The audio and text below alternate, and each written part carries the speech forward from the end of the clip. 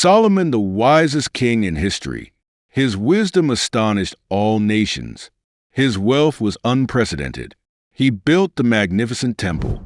He wrote the Proverbs filled with wisdom. Yet this king, who received special favor from God, found himself in a regrettable situation in his later years. 1 Kings chapter 11 records.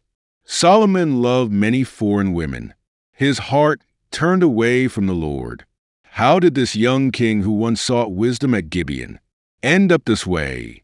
How did this wise judge who possessed divine wisdom become so vulnerable in matters of love? Let us journey into Solomon's legendary life to see how this world-renowned wise king was led astray by 1,000 wives and concubines, and what remorse he left in his twilight years. I sincerely invite you to subscribe to our channel, like and share with your friends. Your small action means everything to us. In the palace of Jerusalem, a destined extraordinary life was born. 2 Samuel chapter 12 records. This baby was the son of David and Bathsheba.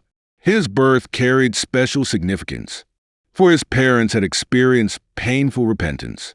God gave him the name Solomon, which means peace in Hebrew. The prophet Nathan also named him Jedediah, meaning beloved of the Lord. This dual naming foreshadowed his future mission and grace. Solomon grew up in Jerusalem's royal court. His childhood was bathed in the light of wisdom and faith. David imparted his fear of God and his experience in governing the kingdom.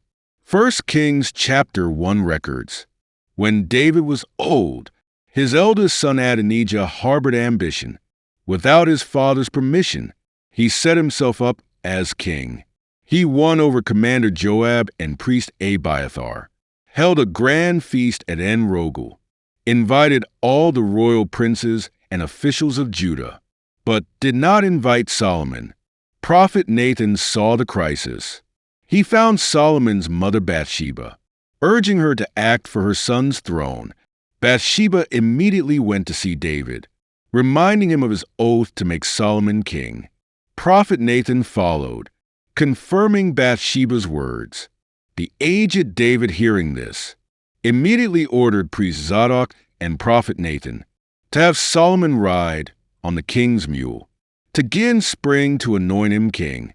When the trumpet sounded, Jerusalem erupted in cheers. People shouted, "Long live King Solomon!" The sound startled Adonijah at his feast. His ambition was shattered. Solomon showed mercy to this brother, showing his innate mercy and wisdom. 1 Kings chapter 2 records. David knew his time was near. He called Solomon to his bedside to give his young heir final instructions. The dying king's eyes still shone bright. Though weak, his words carried great weight. Be strong and show yourself a man. Keep the charge of the Lord your God. Walk in his ways as written in the law of Moses, so that you may prosper in all you do and wherever you go. David's words were filled with expectations for his son and wisdom from years of ruling. He told Solomon to rule with justice, to treat people with kindness, to seek God's will in all decisions. Thus the Lord would establish his throne, as he had promised David. If your sons guard their ways, they shall never fail to have a man on Israel's throne. Then David addressed specific matters of state. He reminded Solomon to deal with Joab, for this commander had shed blood in peacetime, to remember the kindness of Barzillai the Gileadite, who had helped David during his flight. As for Shimei, the Benjamite who had cursed David, handle him with wisdom. Do not let his gray head go down to the grave in peace. These instructions were wisdom for ruling, political reality, and a father's earnest guidance to his son. After inheriting the throne, Solomon carried his father's instructions in his heart and bore the responsibility of governing. 1 Kings chapter 3 records. He went to the high place at Gibeon to offer sacrifices to the Lord. This was the most important high place. Solomon offered 1,000 burnt offerings. The smoke of sacrifice rose gently, as if piercing the night sky to reach heaven.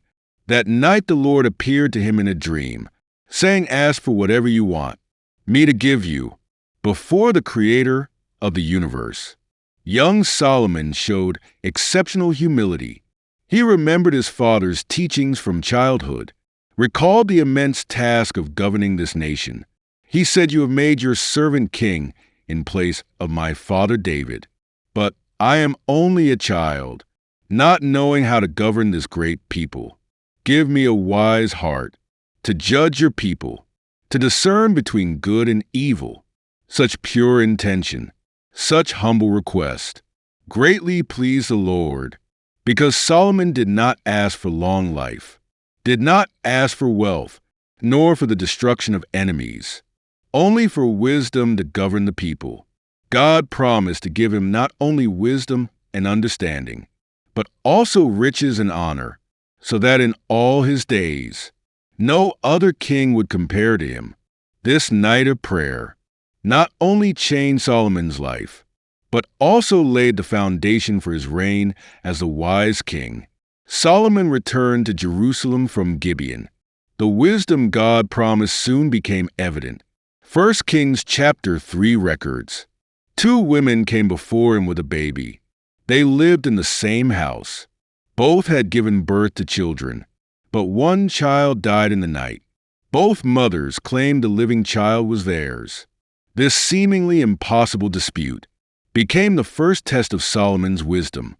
Solomon looked at these 2 grieving, angry women, calmly said, "Bring me a sword, cut the living child in 2, give half to each." The real mother immediately fell to her knees begging, willing to give up the child to the other, rather than see the child killed. But the other woman said, "Divide him. Neither you nor I shall have him." Solomon's eyes flashed with wisdom. He said, "Give the child to the one willing to give him up. She is the child's mother." This judgment spread throughout all Israel. The people feared the king for his wisdom. Solomon's wisdom showed not only in judgment, but also in his governance. 1 Kings chapter 4 records. He appointed 12 officials to govern the nation, each providing the royal household needs for 1 month, so the people would not be overly burdened.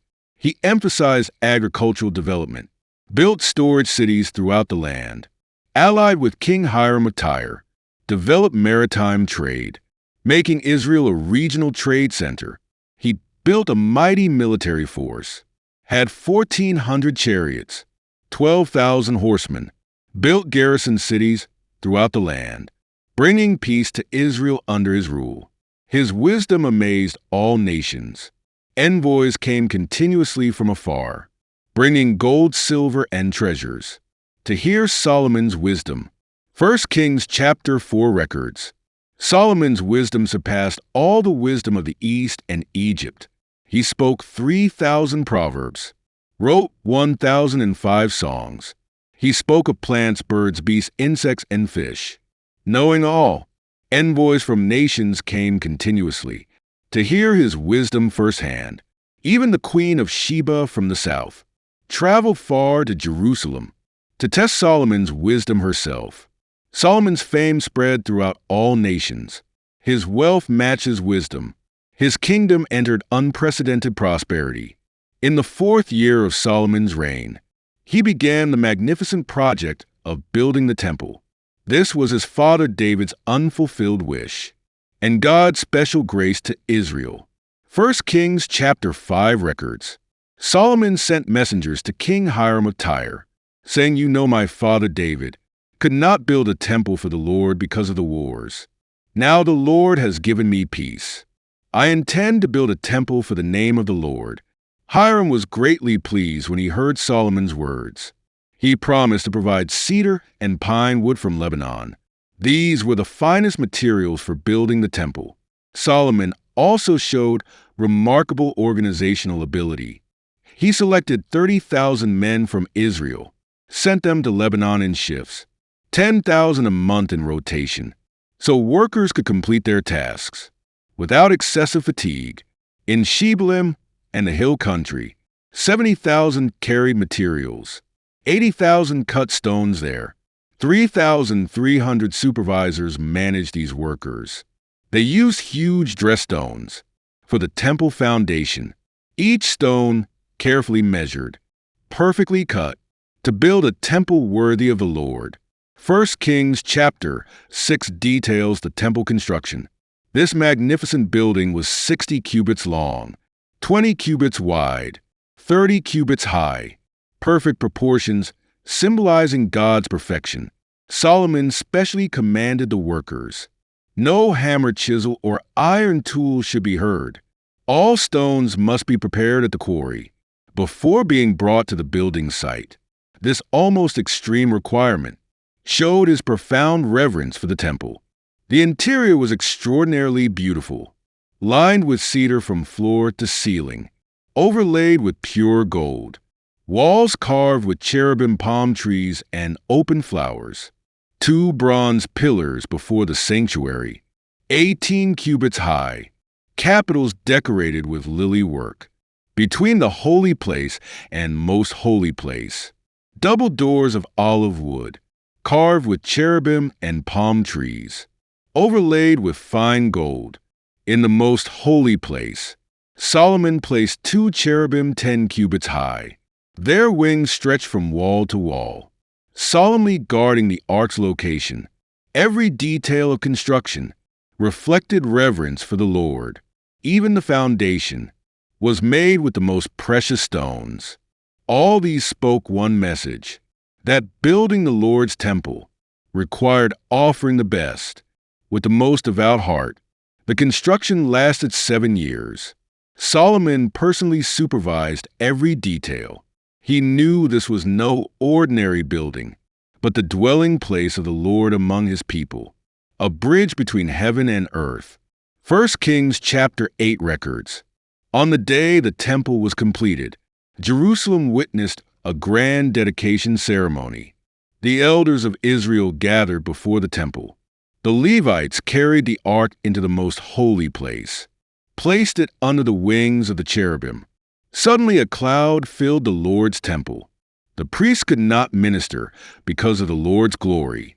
Solomon turned to bless the assembly with raised hands, his face full of reverence and joy. He knelt on the bronze platform, lifted his hands toward heaven before all Israel, and prayed.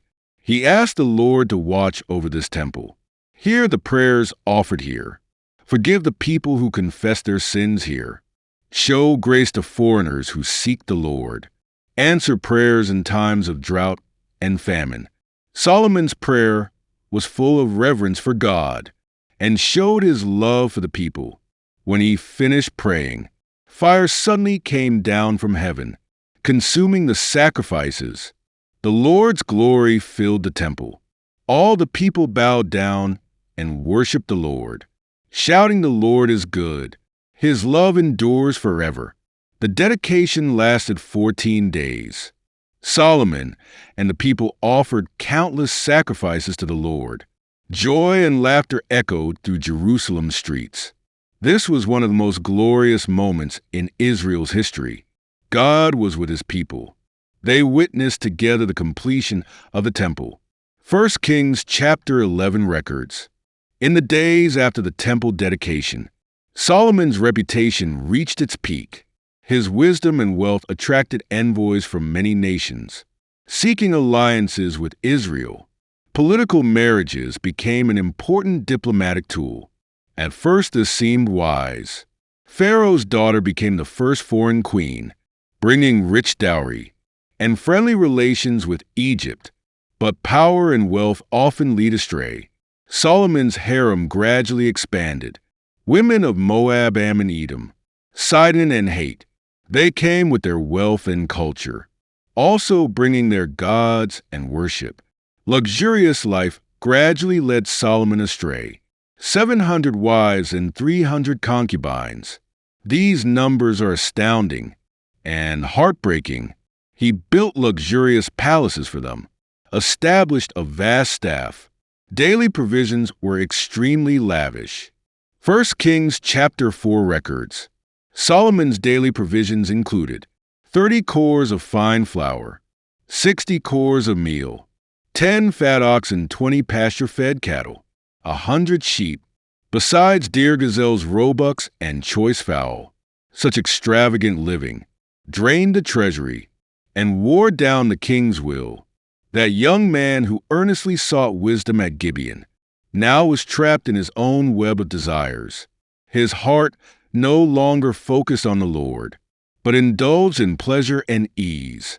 This vast harem was not just a symbol of power, but became the beginning of spiritual decline. 1 Kings chapter 11 records a painful turning point. Solomon's heart gradually turned away from the Lord. Those foreign wives, with their charm and affection, slowly softened the heart of this wise king. At first, he merely tolerated their worship of their gods. Later, he personally participated in pagan rituals. He built altars for Chemosh, the detestable god of Moab, erected high places for Molech, the detestable god of Ammon. On the hill east of Jerusalem, where should have been sacred to the Lord, now stood pagan altars. He built high places for all his foreign wives, for them to burn incense and offer sacrifices to their gods. What an ironic sight! Solomon, who built the Lord's temple, now building altars for idols. The king renowned for wisdom, now so foolish in matters of faith. The Lord became angry with Solomon because his heart had turned away from the Lord who had appeared to him twice. God had clearly commanded Israel not to follow foreign gods, lest their hearts be led astray, to serve and worship other gods. But Solomon did not keep this command. He gave his heart to many gods, just as he gave his love to many wives. The Lord warned Solomon because he had repeatedly broken the covenant, not keeping the Lord's commands. The kingdom would be torn from him, given to his subordinate. Yet for David's sake, this would not happen in Solomon's time, but in his son's days. As Solomon's heart turned from the Lord, his prized wisdom began to fade. 1 Kings chapter 11 records. His reign began to show cracks. Heavy taxes burdened the people, supporting the luxurious court life. Forced labor system made people resent his rule. The people who once praised his wisdom now sighed in secret. The Lord raised up adversaries against Solomon. Rezin of Damascus rebelled in the north, established the kingdom of Aram, becoming Israel's persistent trouble. Hadad the Edomite also rebelled, becoming Israel's persistent trouble. More worrying to Solomon, his servant Jeroboam also rebelled. This former supervisor of forced labor lifted his hand against the king. Prophet Ahijah met Jeroboam tore his new cloak into 12 pieces, saying the Lord would tear the kingdom from Solomon, would give 10 tribes to Jeroboam. This prophecy, like a sharp sword, pierced Solomon's heart. The kingdom he took pride in, slowly crumbling in his hands. Nations once allied with him now watched with hostile eyes. His mighty army and fortified cities seemed powerless against God's judgment. The Lord's words were being fulfilled. This vast kingdom, as Solomon lamented in Ecclesiastes, all was vanity. The kingdom he built with wisdom, yet headed toward division due to foolishness.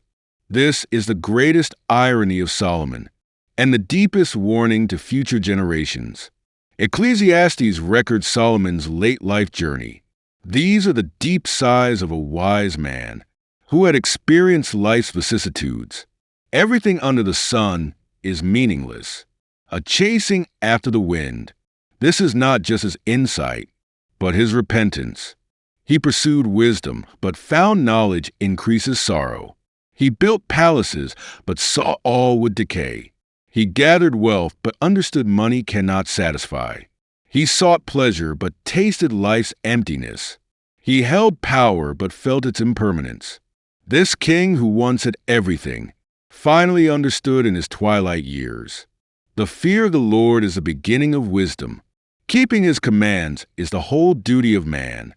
Solomon used his own experience to write this book full of wisdom.